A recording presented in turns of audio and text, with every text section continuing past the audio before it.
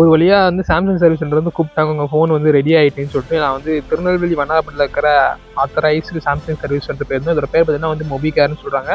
So வந்து ஃபோனை ஒரு வழியாக 1 மாதம் கழிச்சு இப்போ நம்ம கையில் கொடுத்துருக்காங்க. ஸோ பில்ட் வைஸ் அதாவது பார்த்தீங்கன்னா வந்து புது டிஸ்பிளே மாற்றின வந்து சைடு பேனல்லாம் சேர்த்தே மாற்றிருக்காங்க. ஸோ இது நம்மளா மாற்றுற மாதிரி இருந்தால் கிட்டத்தட்ட வந்து 8800 சம்திங் வந்து டிஸ்பிளே ப்ரைஸு ப்ளஸ் வந்து அவங்க சர்வீஸ் சார்ஜ் சம்திங் வந்து ஒரு 10,000 கையிலேருந்து வாங்கிடுவாங்க.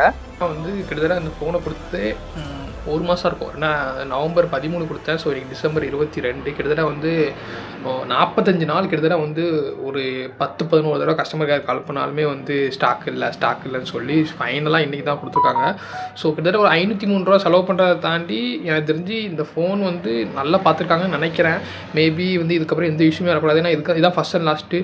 எனக்கு பெரிய டவுட்டுன்னா இப்போ அந்த வந்து வாட்டர் டேமேஜாக இருக்கட்டும், இதுக்கப்புறம் எந்த டேமேஜ் இருந்துமே அவங்க வந்து கிளைம் பண்ண மாட்டாங்க. இதான் ஃபஸ்ட் அண்ட் லாஸ்ட் சொல்கிறாங்க. ஸோ வந்து முடிஞ்ச அளவுக்கு நம்ம வந்து இதுக்கப்புறம் ஃபோனை பத்திரமா பார்த்துக்கணும். ஏன்னா இதுக்கப்புறம் லைன் வந்தாலோ அவங்க என்ன சொல்கிறாங்க, இதுக்கப்புறம் நீங்கள் அப்டேட்டே பண்ணக்கூடாது, நீங்கள் அப்படி பண்ணுற மாதிரி இருந்தால் சர்வீஸ் சென்டரில் கொடுத்து அப்டேட் பண்ணுங்கள் அப்படின்னு சொல்கிறாங்க. ஸோ முடிஞ்ச அளவுக்கு பத்திரமா பார்த்துக்கணும், தண்ணியில் இன்னும் போடாமல்.